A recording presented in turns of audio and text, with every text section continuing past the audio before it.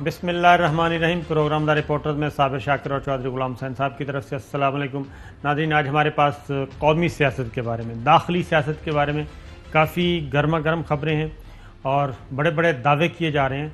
उन दावों की हकीकत क्या है, अपोजिशन कहाँ खड़ी है, और आज ख़ास तौर पे जहांगीर तरीन साहब एक अपना डिनर दिया हुआ है उन्होंने। आज मज़ीद क़ुव्वत का मुज़ाहरा करेंगे, सियासी क़ुव्वत का मुज़ाहरा करेंगे और कुछ नए चेहरे इंट्रोड्यूस करवाएंगे जो पीटीआई में मौजूद हैं लेकिन जहांगीर खान तरीन के साथ हैं।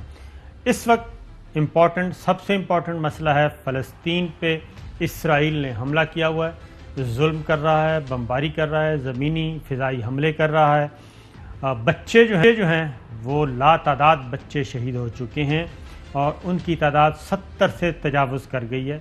ख़वातीन शहीद हो गई हैं और इसी तरीके से कोई 300 के करीब टोटल फ़लस्तीनी जो हैं वो शहीद हो चुके हैं। हिलाल अहमर की बिल्डिंग को निशाना बनाया गया है और गज़ा में एक ही कोविड टेस्ट लैब थी, उसको भी तबाह कर दिया गया है। एक इसराइल जो कि जिसकी पुष्ट पनाही अलल ऐलान कर रहा है अमेरिका, दुनिया की सुपर पावर, वो उसकी पुष्ट पनाही कर रहा है। इस्लामी ममालिक जो हैं वो कोशिश कर रहे हैं, खुदाव कर रहे हैं। तो इसी सिलसिले में हमारे साथ अहम तरीन इस मामले में हस्ती शाह महमूद कुरैशी, पाकिस्तान के वज़ीर ख़ारजा, तुर्की से बराह रास्त हमारे साथ मौजूद हैं। उन्हीं से बात करते हैं कि उनका ये मिशन किस नौइयत का है। अस्सलाम वालेकुम सर। जी वालेकुम सलाम। अच्छा सर, आप तुर्की में हैं, आज आपने अक़वाम मुत्तहिदा का रुख करना है और ये बताइए कि क्या हैं अपडेट्स। साबिर भाई, आज हमने रवाना होना था अक़वाम मुत्तहिदा के लिए, लेकिन उसमें ताख़ीर हो गई है क्योंकि फ़लस्तीन के वज़ीर ख़ारजा को यहाँ आने में दिक्कत महसूस हो रही थी, मुश्किलात का सामना था। तो हमने अपना जो डिपार्चर है उसको डिले कर दिया है ताकि वो हमें ज्वाइन कर सकें। अब उम्मीद ये है कि कल वो हमें ज्वाइन कर पाएंगे और कल इंशाअल्लाह हम यहाँ से रवाना होंगे। तुर्की के वज़ीर ख़ारजा, पाकिस्तान के और फ़लस्तीन के, और इंशाअल्लाह हम पेरिस में रुकेंगे और वहाँ सूडान की वज़ीर ख़ारजा और उम्मीद है टूनिसिया के वज़ीर ख़ारजा भी हमें ज्वाइन करेंगे और हम मिलकर इंशाअल्लाह पहुँचेंगे न्यूयॉर्क, जो जनरल असम्बली का हंगामी इजलास है। तो शाह साहब ये बताइए कि अब तक क्या उम्मीद करते हैं आप पाकिस्तान ने जो इनिशिएटिव लिया तुर्की के साथ मिलके, फ़लस्तीन के साथ, सूडान के साथ मिलके, ओआईसी के फोरम पे ऐसा क्या हुआ कि वहाँ पे कोई जानदार किस्म की आवाज़ नहीं उठी? नहीं, देखिए, मैं समझता हूँ कि ओआईसी के फोरम ने एक मौसर किरदार अदा किया है। जो ओआईसी का हंगामी इजलास हुआ था जिसकी सदारत सऊदी अरब के वज़ीर ख़ारजा प्रिंस फैसल बिन फरहान ने की थी, वो बहुत कामयाब रही। उसका जो जॉइंट स्टेटमेंट है, कम्युनिके है, उसका मुताला करें, बड़ा वाज़े है, बड़ी वाज़े सिमत की तरफ वो इशारा कर रहा है।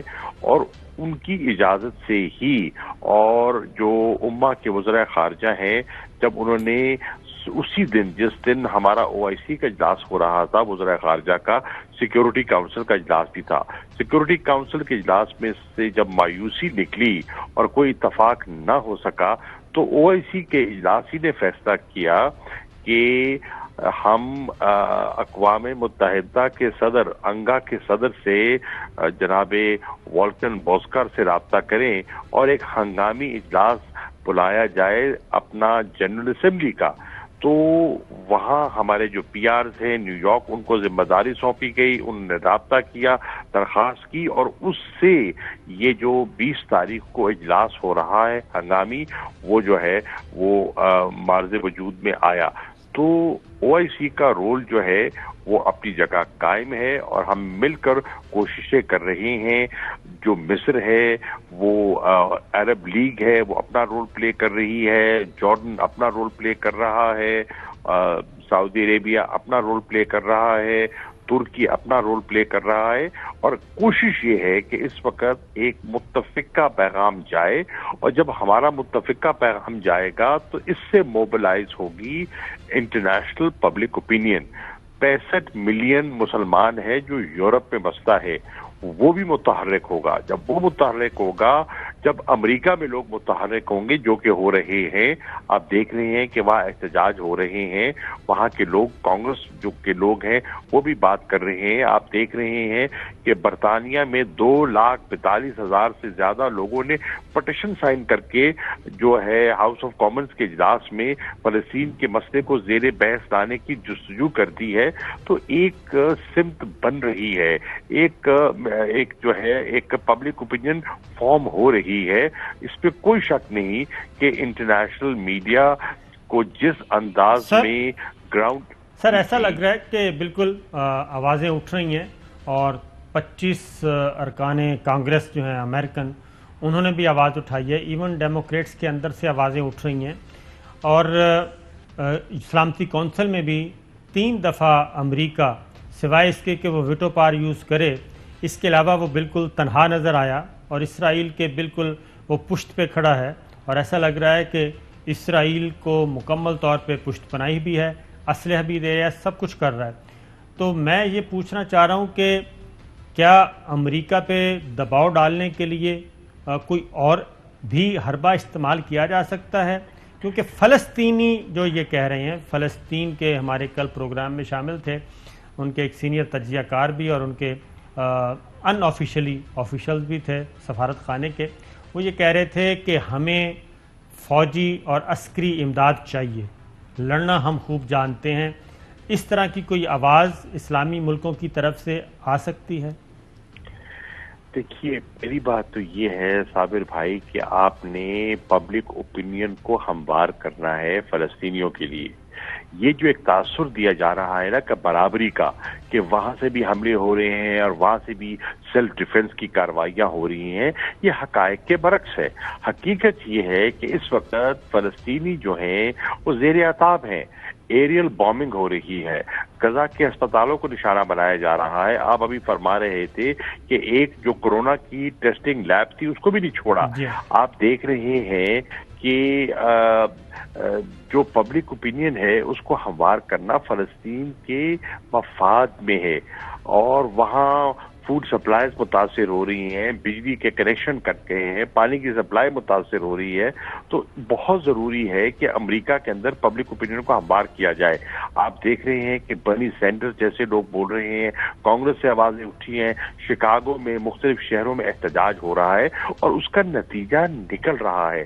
اب آپ دیکھیں کہ صدر بائیڈن نے بھی اپنے جو سفارتکاری ہے اس کو تیز کیا ہے، اور انہوں نے اپنا اسرائیل کے وزیر اعظم سے بات کی ہے، ٹیلی فون پر بات کی ہے، اور وہ آج اس بات پر اصرار کر رہے ہیں کہ سیز فائر ہونا چاہیے۔ اس وقت ہماری پہلی اور اولین ترجیح جو ہے وہ ہے جنگ بندی، کیونکہ جنگ بندی میں کوئی برابری نہیں ہے۔ ایک طرف اسرائیل کی فلی آرمڈ فوج ہے اور دوسری طرف نہتے لوگ ہیں، تو یہ برابری کی لڑائی نہیں ہے۔ تو اس میں تو نقصان جو ہو رہا ہے وہ معصوم شہریوں کا ہو رہا ہے، بچوں کا ہو رہا ہے، خواتین نشانہ بن رہی ہیں، اور اس میں سیز فائر سے کچھ چین آئے گا۔ سیز فائر کے بعد آگے کیسے بڑھنا ہے اس کے بارے میں مشاورت ہو رہی ہے۔ میری آج ابھی یہاں ترک وزیر خارجہ سے ملاقات ہوئی ہے، میں فورن منسٹری میں تھا، ہمارا تبادلہ خیال ہوا کہ کیسے آگے بڑھنا ہے۔ انشاءاللہ مختلف وزرائے خارجہ ہم ملیں گے، مل بیٹھ کر تبادلہ خیال کریں گے، اور ہم دیکھیں گے کہ آپشنز کیا ہیں، اور ان آپشنز میں ہم فلسطینیوں کی بہتر طریقے سے مدد کیا کر سکتے ہیں۔ تو پاکستان جو اپنا کردار ادا کر سکتا ہے وہ کرنے کی کوشش کر رہا ہے۔ اچھا جی، چوہے صاحب آپ سے پوچھیں گے، چوہے صاحب ذرا پوچھیں۔ شاہ صاحب السلام علیکم۔ یہ تاثر یہ ہے کہ عرب ورلڈ جو ہے تقسیم ہے، اور وہ اسرائیل کے خلاف فلسطینیوں کی بچڑی جو ہو رہی ہے اور خون خرابہ ہو رہا ہے، اور بچے سے لے کے بوڑھے تک کسی کو چھوڑا نہیں جا رہا، اور خواتین کے ساتھ جو حشر کیا جا رہا ہے، اور براہ راست گولیاں مار مار کے لوگوں کو شہید کر رہے ہیں، تو اس میں عرب جو ہے وہ فلسطینیوں کا تماشا دیکھ رہے ہیں۔ اور آیا دو چیزیں ہو سکتی ہیں کہ اسرائیل کو کوئی ملٹری ٹرمز میں الٹیمیٹم دیا جائے اسلامک ورلڈ کی طرف سے، اور دنیا کی طرف سے اس کو کہا جائے، شٹ اپ کال جائے کہ انف از انف۔ غلام حسین صاحب، پہلی بات تو یہ ہے کہ عرب ورلڈ بھی متحرک ہو چکی ہے۔ آپ دیکھ رہے ہیں کہ جو اسٹریٹ کا سینٹیمنٹ ہے وہ بہت مختلف ہے۔ آپ دیکھ رہے ہیں کہ وہ دارالخلاف مغرب کے جہاں حکومتیں بھی خاموش ہیں، ابھی فینس پہ ہیں، وہاں کی عوام احتجاج کر رہی ہے۔ آپ دیکھ رہے ہیں جہاں انٹرنیشنل میڈیا بھی کچھ سہما دکھائی دے رہا ہے، وہاں جو سٹیزن جرنلسٹ ہے، سوشل میڈیا، وہ اپنا کام کر رہا ہے، اور پبلک اوپینین کا پریشر جو ہے وہ دھیرے دھیرے بلڈ ہو رہا ہے۔ آپ نے دیکھا کہ جس طرح سلامتی کونسل میں چین نے اور دیگر ممالک نے اپنا رول پلے کیا، آپ دیکھ رہے ہیں کہ جس انداز میں او آئی سی نے اجلاس کیا اور اب اپنا جنرل اسمبلی کا اجلاس ہو رہا ہے، دیکھیے چیزیں ایوالو کر رہی ہیں۔ جیسے جیسے حقائق لوگوں کے سامنے آ رہے ہیں، لوگ حرکت میں آ رہے ہیں، یقیناً لوگوں پر دباؤ ہے۔ بھئی یہ نہیں کہتا کہ دباؤ نہیں ہے، بہت سے لوگوں پر دباؤ ہے، ممالک پر دباؤ ہے، لیکن عوام، بہت سے ملکوں میں عوام اور حکام میں ایک خلیج دکھائی دے رہی ہے۔ عوام کی ہمدردی جو ہے وہ مظلوم نہتے فلسطینیوں کے ساتھ ہے۔ ہو سکتا ہے کہیں کہیں حکومتوں کا جو رجحان ہے وہ اسرائیل کی طرف ہو، لیکن عوام کی سوچ اس کے بالکل برعکس دکھائی دے رہی ہے۔ شاہ صاحب، بالکل آپ نے صحیح کہا کہ پبلک تو وہ خواہ مسلم ممالک یا مغربی ممالک، سب میں عوام احتجاج بھی کر رہی ہے، سوشل میڈیا پہ بھی دیکھ رہے ہیں، لیکن کیا وجہ ہے کہ ہمارے مسلم حکمران جو ہیں وہ اپنے تجارتی، سیاسی، سفارتی اور معاشی مفادات کو ترجیح دے رہے ہیں، اور ابھی تک کسی ایک ملک نے بھی، شاید قطر کا سنا تھا، اس کے علاوہ کسی بھی ملک نے اسرائیل کے ساتھ کوئی سفارتی تناؤ پیدا کیا ہو، تجارتی کوئی معاشی تجارتی پابندی کی کوئی دھمکی دی ہو، اس طرح کا کوئی ایکٹ ہمیں نظر نہیں آ رہا۔ دیکھیے صابر بھائی، سچویشن ایوالو کر رہی ہے۔ میں سمجھتا ہوں کہ اس وقت ہمیں نکتہ چینی کے بجائے لوگوں کو قائل کر کے ساتھ لے کے چلنے کی ضرورت ہے۔ ہماری اس وقت ضرورت اس امر کی ہے کہ امہ یکجا دکھائی دے، یہ ہمارا پہلا ٹاسک ہے۔ دیکھیے ہم پاکستان کو لے لیتے ہیں، پاکستان کی ہماری حکومت کی پہلی کوشش تھی کہ ملک متحد دکھائی دے۔ الحمدللہ متفقہ جو قرارداد آئی ہے اسمبلی سے، ایک متفقہ پیغام گیا ہے دنیا کو، فلسطینیوں کو، اس سے پاکستان کے وقار میں، پاکستان کی عزت میں اضافہ ہوا ہے۔ اب پاکستان کی دوسری کوشش ہے کہ امہ کا اتحاد برقرار رہے اور امہ یکجا ہو کے، او آئی سی یکجا ہو کے آواز بلند کرے۔ ہماری تیسری کوشش ہے کہ جو یورپ میں 65 ملین مسلمان بستے ہیں انہیں متحرک کیا جائے، اور وہ اپنے نیبرہڈ کے لوگوں سے رابطہ کر کے، وہاں کے جو منتخب نمائندگان ہیں ان سے رابطہ کر کے انہیں موبلائز کریں، تاکہ ایک آواز اٹھے، پارلیمنٹس میں آواز اٹھے، میڈیا میں آواز اٹھے، سول سوسائٹی میں آواز اٹھے۔ اور اس کا بڑا وزن ہے، جب لوگ بولتے ہیں، حرکت میں آتے ہیں، تو پھر حکومتوں کو، حکمرانوں کو اپنی پالیسیز پہ نظر ثانی کرنی پڑتی ہے۔ شاہ صاحب ایک اور بات بھی سمجھائیں ذرا پبلک کو بھی، ہمیں بھی، کہ سلامتی کونسل میں تو وہ ویٹو کر دیتے ہیں، اقوام متحدہ کا جب جنرل اسمبلی کا اجلاس ہوگا اس پہ، خاص طور پہ 1 پوائنٹ ایجنڈے پہ، تو اس سے کیا مثبت چیز برآمد ہو سکتی ہے؟ نمبر 1۔ نمبر 2، 2018 کی ایک ریزولوشن ہے کہ فلسطین کے لیے انٹرنیشنل پیس کیپنگ فورس اتاری جائے گی، بنائی جائے گی، اور وہ جا کے غزہ میں، اور اس میں اسلامی ممالک بھی اور دوسرے ممالک بھی حصہ لے سکیں گے، وہ جا کے سچویشن کو کنٹرول کرے گی، اور پھر شاید 2 ریاستی حل کی طرف بھی قدم بڑھایا جائے۔ دیکھیے صابر بھائی، اس پیس کیپنگ فورس کے لیے سلامتی کونسل کی اجازت چاہیے ہوگی، اور جب تک سلامتی کونسل کی اجازت نہیں ملے گی اس پہ پیش رفت نہیں ہو سکتی. تو ضرورت اس امر کی ہے کہ سلامتی کونسل کے تمام ممبران قائل ہوں کہ انسانی بنیادوں پر وہاں مظلوم لوگوں کی جو بے جا جان جا رہی ہے اس کے تحفظ کے لیے وہ یکجا ہو جائے. اگر ایک ملک بھی قائل نہ ہوا تو یہ ممکن نہیں ہوگا. یہ خواہش رہے گی, یہ ایک اچھا ارادہ رہے گا, اس ارادے کو ہم عملی جامہ نہیں پہنا سکیں گے. پہلی ہماری ترجیح تو امریکہ تو ویٹو کر دے گا کہ سیز فائر ہو. جی شاہ صاحب, امریکہ ویٹو کر رہا تھا. پہلی ترجیح ہے سیز فائر کی. اب اس کے ساتھ ساتھ ہمیں موقع ملے گا. میں نے ابھی جو یہاں ترک وزیر خارجہ سے بات کی ہے, میں نے تجویز پیش کی ہے کہ 21 تاریخ کو پاکستان کے وزیر اعظم نے کال دی ہے ایک یوم یکجہتی کی فلسطینیوں کے ساتھ, اور مذمت کے اس بربریت کی مذمت کے لیے جو اسرائیل کر رہا ہے. تو کتنا اچھا ہو کہ ترکی میں بھی ایسی کال آ جائے اور جمعے کے روز ترکی بھی پاکستان کی طرح بعد نماز جمعہ یہ اپنا اظہار کرے یکجہتی کا.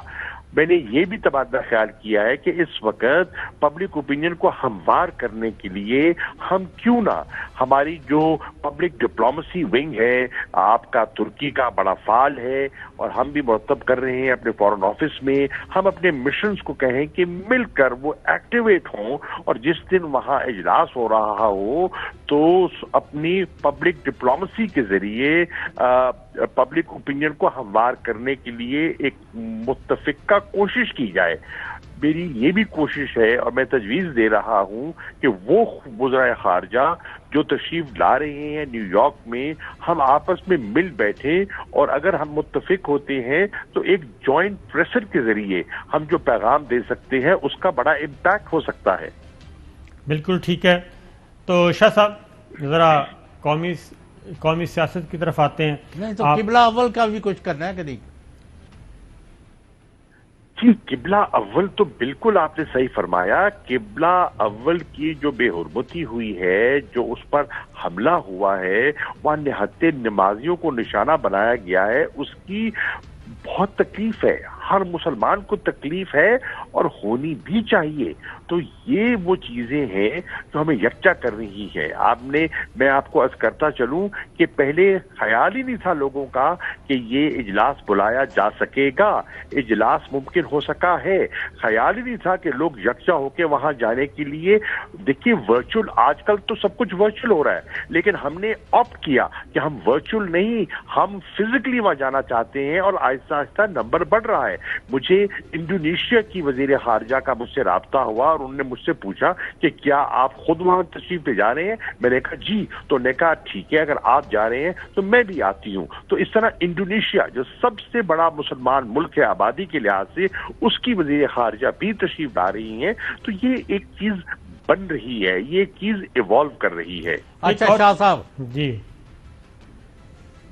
صابر صاحب, لیٹ می بات یہ ہے کہ اگر ترکی اور اسلامی جمہوریہ پاکستان ایک دو ٹوک ان کو میسج دے دے اسرائیل کو کہ خبردار اگر مزید قبلہ اول کی بے حرمتی کی گئی اور بچوں بوڑھوں کو مارنا بند نہ کیا تو we are here to defend them and we are going to come to their aid. تو میرا نہیں خیال کہ اسرائیل اتنی بڑی طاقتوں کی اس تھریٹ کو برداشت کر سکے. غلام حسین صاحب, دیکھیے اس وقت ہم نے اپنے جذبات کو قابو میں رکھنا ہے اور اپنی منزل کی طرف آگے بڑھنا ہے. پہلی بات یہ ہے کہ پاکستان اپنا جو کردار ادا کر سکتا ہے ہم کرنے کی بجا طور پر کوشش کر رہے ہیں, لیکن ضرورت اس امر کی ہے کہ ہم باقی لوگوں کو قائل کر کے ساتھ لے چلے. اگر آپ اجرت میں کوئی فیصلے کرتے ہیں اور لوگوں سے مشاورت نہیں کرتے تو وہ نقصان دہ بھی ہو سکتے ہیں. اس لیے جلد بازی کی ضرورت نہیں ہے, اور دھیرے دھیرے قدم اٹھانے کی ضرورت ہے اور لوگوں کو ساتھ لے کر چلنے کی ضرورت ہے. اچھا شاہ صاحب, ایک اور بات بھی, ایک جو پازیٹیو چیز نظر آ رہی ہے, اس بار چائنا کافی متحرک ہے اور چائنا فرنٹ فٹ پہ کھیل رہا ہے اور امریکہ کو بھی آڑے ہاتھوں لے رہا ہے, اور جو کچھ سلامتی کونسل کے اجلاس میں ہوتا ہے وہ باہر آ کے بتا بھی رہا ہے کہ اصل اس ظلم کے پیچھے کون ہے، اسرائیل کی پشت پناہی کون کر رہا ہے.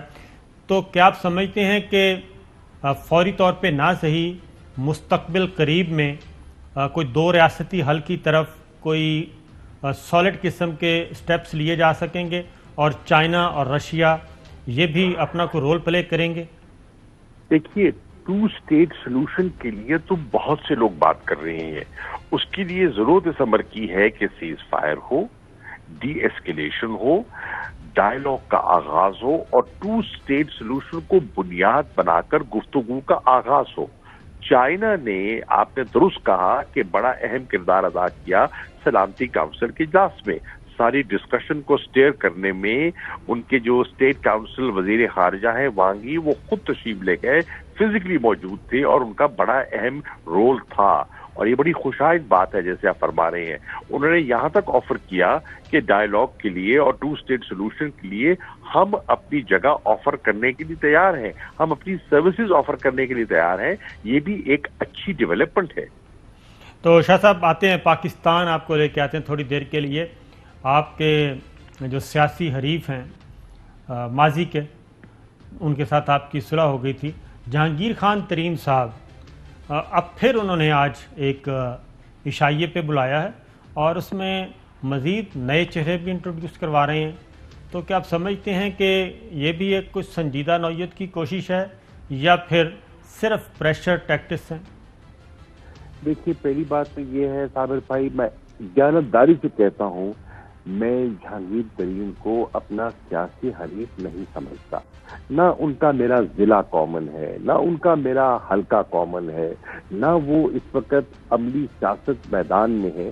ایمانداری سے میں کہہ رہا ہوں. اور جب میں حج کے لیے روانہ ہوا تو میں نے ایمانداری سے انہیں گلے لگایا اور ماضی کی تلخیوں کو بھلا دیا.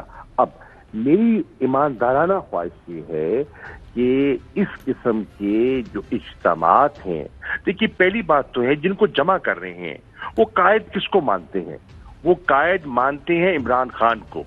اگر عمران خان ان کا قائد ہے اور عمران خان نے ان سے ملاقات کی ہے اور ملاقات کر کے انہوں نے تسلی دی ہے کہ کوئی انتقامی کارروائی نہیں ہوگی اور انصاف ہوگا، تو پھر یہ اس قسم کے اجتماعات بے معنی ہیں.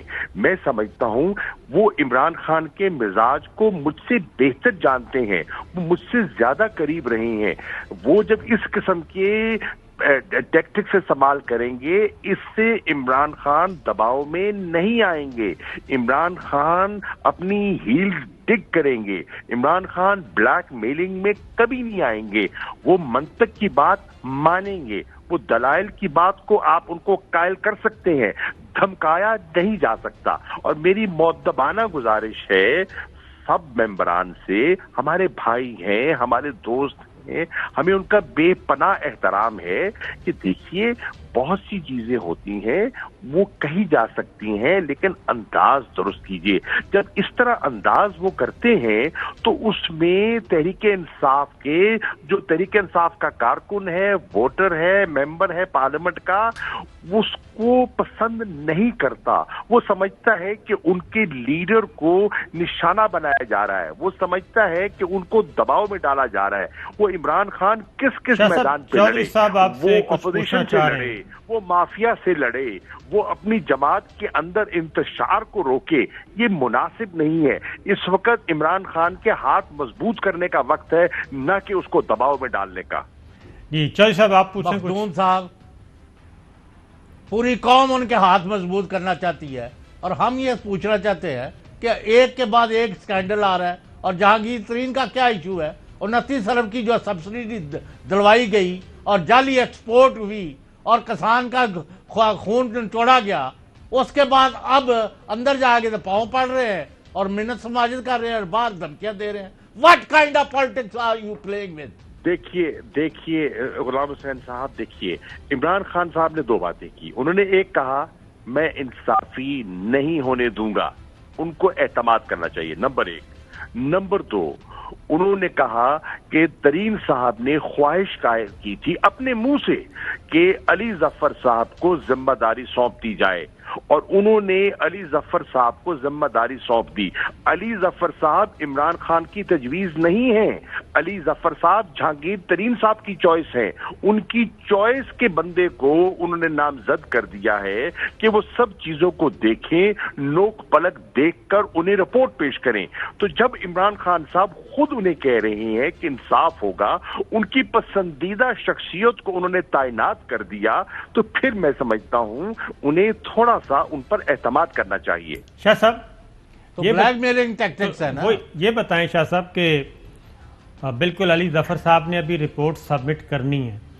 اس رپورٹ سبمٹ کرنے سے پہلے یہ باقاعدہ طور پہ آج عشائیے کا اہتمام کیا جا رہا ہے اور باقاعدہ طور پہ بتایا جا رہا ہے کہ آج کے دن مزید نئے چہرے بھی ہم انٹروڈیوس کروائیں گے, اپنی سیاسی قوت میں اضافہ کریں گے. تو انہی کے وکیل تھے. دیکھیے شاہ محمود تو آپ کی طرح ایماندار آدمی ہے, اس کو ان لوچک لوچ سے کوئی تعلق نہیں. سر یہ بتائیں, صابر بھائی اپنے اپنے ویوز ہو سکتے ہیں. میری اپنے بھائیوں سے مؤدبانہ گزارش ہے کہ یہ حکمت عملی میری رائے میں درست نہیں ہے. انہیں فراخ دلی سے اس پر نظر ثانی کرنی چاہیے. میں دیانتدارانہ طور پہ کہہ رہا ہوں, نمبر 1. نمبر 2, میری رائے یہ ہے, اگر میری ذاتی رائے لیں تو میری ذاتی رائے یہ ہے کہ ہمیں اپنے کور ایشوز پر کمپرومائز نہیں کرنا. عمران خان کو میری رائے میں اب اپنی ذاتی رائے دے رہا ہوں, اپنے کور ایشوز پر کمپرومائز نہیں کرنا چاہیے. اگر اس میں ہمیں وقتی طور پر سیاسی نقصان بھی ہوتا ہے تو نقصان برداشت کرنے کے لیے سیاسی جماعتوں میں ہمت قوت ہونی چاہیے. دیکھیے جماعتیں حکومتوں میں بھی آتی ہیں, جماعتیں اپوزیشن میں بھی رول پلے کرتی ہیں. ہمیں تاریخ پر نظر رکھنی ہے. شاہ صاحب آپ نے بہت امپورٹنٹ بات کی ہے. جس عزم کو لے کر یہ جماعت بنائی تھی اس بنیاد کو ہاتھ سے نہیں جانے دینا. عمران خان کا ووٹر عمران خان سے ایک توقع لگائے بیٹھا ہے اور مجھے امید ہے کہ عمران خان انہیں مایوس نہیں کریں گے. شاہ صاحب آپ نے بہت ہی امپورٹنٹ بات کی ہے, میں اسی طرف آ رہا ہوں کہ یہ جو ڈنر ہے یہ بجٹ سیشن سے پہلے کیا جا رہا ہے اور ان کے پاس اتنی تعداد وہ شو کر چکے ہیں. جو تعداد وہ شو کی ہے انہوں نے, وہ پنجاب میں بھی فیصلہ کن کردار ادا کر سکتے ہیں, وہ مرکز میں بھی کر سکتے ہیں. صابر بھائی یہ بتائیے, جی یہ جو منطق ہمارے بھائی ہیں یہ بجٹ سیشن میں, دیکھیے پہلی بات تو یہ ہے شاہ صاحب سوال پورا سوال سن لیجیے. جی قانوناً فائنانس بل پر ووٹ کرنا ان کی اخلاقی قانونی ذمہ داری ہے. میں آپ کو عرض کر رہا ہوں, ووٹ آف کانفیڈنس پہ اور فائنانس بل پر ووٹ دینا جماعت کے قیادت کے حکم کے مطابق یہ ہمارا آئینی فریضہ ہے, ہمارا قانونی فرض ہے. نمبر 2, اگر سیاسی انداز, میری ایک بات سن لیجیے, سیاسی انداز میں بھی یہ ہمارے منتخب بھائی کیا اپنے پاؤں پر کلہاڑی مارنا چاہیں گے؟ کیا وہ چاہیں گے کہ وہ جو ڈیولپمنٹ ایکٹیویٹی اپنے حلقوں میں وہ کرنا چاہ رہے ہیں ان سے اپنے لوگوں کو, اپنے ووٹروں کو محروم کرنا چاہیں گے؟ ہرگز نہیں کرنا چاہیں گے. لیکن آپ نے ایک بات کی ہے شاہ صاحب, آپ نے ایک بات کی ہے شاہ صاحب, آپ نے ایک بات کی ہے کہ سیاسی جماعتوں میں, پولیٹیکل کیریئر میں بعض اوقات نقصان بھی اٹھانا پڑ جاتا ہے, سیاسی نقصان. تو وہ سیاسی نقصان کیا ہو سکتا ہے؟ کیا اپوزیشن بینچوں پہ بیٹھ جانا چاہیے؟ اس بلیک میلنگ کا شکار نہیں ہونا چاہیے؟ دیکھیے اگر میری ذاتی رائے لیں آپ, تو میری ذاتی رائے ہے اصولی موقف کے لیے اپوزیشن بینچز پہ بیٹھنے کوئی آر نہیں ہے, کوئی آر نہیں ہے. کبھی جماعتیں اصولی فیصلوں سے نہیں مرتی, جماعتیں باؤنس بیک کرتی ہیں, قیادتیں باؤنس بیک کرتی ہیں. اس لیے میں سمجھتا ہوں, میں عمران خان صاحب کی قائدانہ صلاحیتوں کا قائل ہوں. انہوں نے ہمیشہ مشکل میں, انہوں نے خوف کا فیصلہ کبھی نہیں کیا, انہوں نے ہمیشہ مشکل وقت میں صحیح فیصلہ کیا ہے. ملک کی بہتری کے لیے, پارٹی کی بہتری کے لیے انہوں نے فیصلہ کیا ہے. آج اگر انہوں نے یہ فیصلہ کیا ہے اور گنے کے کاشتکار کو اس سال صحیح قیمت ملی ہے، اور جو شوگر ملیں ان کو ماضی میں پیسہ ان کا دبا لیتی تھی، کٹوتی کرتی تھی، اور آج کسان کو صحیح قیمت ملی ہے، تو آج کسان جو ہے پنجاب کا ان پر راضی ہے، ان پر خوش ہے، اور آپ جو ریسورس ٹرانسفر ہو رہا ہے to the rural sector, to the agriculture sector, اس میں خوشحالی آئی ہے ان کی طرف۔ شاہ صاحب، کیا جو آپ نے کہا ہے کہ وزیر اعظم عمران خان کی بات کی، آپ نے اپنی رائے بھی دی، کیا پاکستان تحریک انصاف کی باقی قیادت بھی اس آپشن کو اڈاپٹ کرنے کے لیے تیار ہے کہ کمپرومائز نہیں ہونا چاہیے اصولوں پہ، اپوزیشن پہ بیٹھنا ہے، بالکل ڈگنیٹی کے ساتھ بیٹھیں گے؟ سر دیکھیے ہر شخصیت ہمارے لیے محترم ہے، اور جماعتوں میں مختلف آراء ہوتی ہیں، اور جمہوریت کا حسن یہی ہے کہ مختلف آراء ہوتی ہیں۔ میری اس موضوع پر کسی سے بات نہیں ہوئی، میں یہ نوبت دیکھتا نہیں ہوں، میں سمجھتا ہوں کہ کھانا وانا بھی ہو جائے گا، انشاءاللہ لوگ عمران خان کے ساتھ ہیں، اور انشاءاللہ عمران خان کے ساتھ نبھائیں گے۔ بہت بہت شکریہ۔ خواجہ شاہ محمود قریشی، پاکستان تحریک انصاف کے سینئر رہنما ہمارے ساتھ تھے۔ اس وقت بریک پہ جاتے ہیں، واپس آتے ہیں۔ ویلکم بیک ناظرین۔ چوہدری صاحب، ابھی آپ نے وزیر خارجہ شاہ محمود قریشی صاحب کی گفتگو سنی، تو جہانگیر ترین صاحب کے جو پریشر گروپ بن چکا ہے اس کے تناظر میں بات ہو رہی تھی، تو وہ تو کہتے ہیں کہ بالکل کمپرومائز نہیں کرنا چاہیے، اور اپوزیشن پہ بھی بیٹھنا پڑے تو بیٹھنا چاہیے، اور اصولوں پہ سمجھوتا نہیں کرنا چاہیے۔ تو کیا آپ سمجھتے ہیں کہ کوئی ایسی صورتحال آ سکتی ہے؟ نہیں، وہ آ چکی تھی آپ کے سامنے۔ 3 مارچ کو جب قومی اسمبلی نے سینیٹر منتخب کرنے تھے تو اس دن یہ پارٹی تو الیکشن ہار گئی تھی، اور اس کے بعد ان کو سارے وہی مانگے تاگے کی سواریاں اکٹھی کر کے 6 مارچ کو دوبارہ وہ ووٹ آف کانفیڈنس لیا۔ وہ بھی کوئی خاص اس میں اکثریت نہیں تھی، جو پہلے دن 3 سال پہلے جو لوگ تھے وہی رہے، ایک آدھ بندہ آگے پیچھے ہوا۔ تو اس لیے ان کی صورتحال تو پہلے سے ہی دن بدن کمزور سے کمزور ہو گئی ہے، اور کوئی پسند کرے یا نہ کرے، جہانگیر ترین کے گروپ نے ان کو شیک کیا ہے۔ ان کے اندر جو اعتماد کی اب کمی ہے کہ پاکستان کا وزیر خارجہ اور سیاسی طور پر سمجھ بوجھ رکھنے والا سیاستدان اور ذاتی طور پر بے ایمان نہیں ہے، یعنی اس کے بدترین مخالف بھی شاہ محمود کے بارے میں اچھی اس کی شہرت سمجھی جاتی ہے۔ اگر وہ آج ریکارڈ پر یہ کہہ رہے ہیں کہ ہمیں بلیک میل نہیں ہونا چاہیے، ہمیں اصولوں پر سمجھوتا نہیں کرنا چاہیے، ہمیں چوروں ڈاکوؤں کے آگے نہیں لیٹنا چاہیے، اور اگر اپوزیشن میں بیٹھنا پڑتا ہے 3 سال بعد تو بیٹھنے میں حرج نہیں ہے، بجائے اس کے کہ آپ کمپرومائزز کریں چیپ قسم کے، یعنی اور اس کے آگے آپ دب جائیں اور پھر اٹھ نہ سکیں۔ ایک اور بات بھی بہت بڑا آج انہوں نے، یہ پہلے اسد عمر نے بھی ایک اشارتاً بات کی تھی، لیکن جتنی کھل کے اور جتنی پھر انہوں نے اس پر انسسٹ کیا ہے، یعنی آپ نے نوٹ کیا کہ وہ کوئی یہ نہیں تھا کہ سلپ آف ٹنگ ہے، نہیں ہی مینز اٹ۔ جی ہاں، لیکن اب میرے پاس خبریں ہیں، وہ میں آپ کو اسی طرف آ رہے ہیں، ناظرین سے بہتر ہے اسی طرف آتے ہیں کہ ایک طرف تو یہ سچویشن ہے، دوسری طرف مسلم لیگ نواز کے رہنما اور وہ بھی ترجمان مریم نواز صاحبہ، وہ یہ کہہ رہے ہیں زبیر صاحب وہ مزید جلتی پر تیل کا کام کر رہے ہیں، اور ہمارے ہی پروگرام میں آ کے انہوں نے ایک دعویٰ کر دیا، اس دعوے پہ اب ان کی باز پرس بھی ہو رہی ہے۔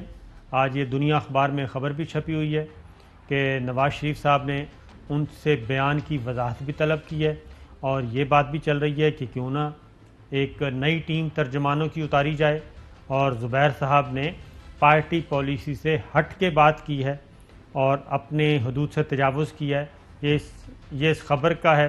تو کیا سٹیٹمنٹ تھی جس پہ یہ سارا واویلا مچا، اور اس دعوے میں حقیقت کتنی ہے؟ ذرا سنائیے گا۔ جی زبیر صاحب، صلح ہو گئی؟ اب ہم سمجھتے ہیں جی بالکل صلح ہو گئی ہے، اور یہی ڈر خوف ہے جو آپ بار بار پوچھ رہے تھے نا میرے سے کہ جی یہ کیسے گریں گے۔ ان کے پاس سے صرف سیڑھی کھینچنی تھی، وہ سیڑھی جیسے ہی تھوڑی سی کھینچے گی تو مسئلہ پی ٹی آئی کے لیے ہو جائے گا. ہمارے ساتھ حالات اللہ کا شکر ہے ٹھیک.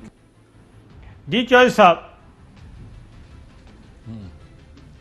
بات یہ ہے ہاں جی کہ ہم نے ہر سطح پر زبیر صاحب کے اس موقف کا اور شہباز کی اور حمزہ شہباز کی ضمانتوں کے بعد کے واقعات جو ہیں اور جہانگیر ترین گروپ کے ایکٹیو ہونے کے بعد بات کی ہے. تو 4 خبریں آپ نوٹ کر لیں. نمبر 1، فوج اور حکومت نے تہیہ کیا ہوا ہے کہ آئین اور قانون کے دائرے میں یہ حکومت اگر 2 سال پورے کرتی ہے تو لازمی کرے. اس کے بعد اپنی کارکردگی کی بنیاد پر جیت گئے تو اقتدار میں آ جائے، نہیں تو جو آئے اس کے ساتھ فوج تعاون کرے گی. نمبر 3، وہ سمجھتے ہیں کہ بین الاقوامی سطح پر اور دشمنوں کے مقابلے میں پاکستان نے جو اچیومنٹس کی ہیں وہ عمران خان کی وزارت عظمیٰ اور جنرل قمر جاوید باجوہ کی قیادت میں فوج ہی کے تحت ممکن ہو سکا ہے. کیوں کہ وہ دونوں ایک پیج پہ رہیں. اور جو یہ غلط فہمیاں پھیلا رہے ہیں زبیر صاحب ہوں یا دوسرے یا تیسرے، بالکل غلط ہے، حقائق کے برعکس ہے. تمام حکومت اور اسٹیبلشمنٹ اس وقت تک یعنی کچھ گھنٹے پہلے تک ایک پیج پر تھے. اس کے بعد کیا ہے مجھے نہیں پتا.